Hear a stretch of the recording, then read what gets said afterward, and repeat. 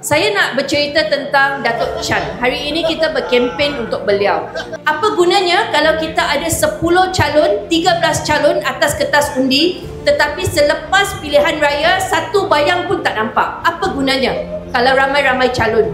Yang paling penting, pilihan raya adalah untuk kita pengundi memilih seorang wakil rakyat yang efektif, yang boleh bersuara, yang rajin berkhidmat dan bekerja. Ini adalah pilihan raya negeri. Bermaksud ADUN, Ahli Dewan Negeri yang anda pilih mesti merupakan seorang yang rajin berkhidmat.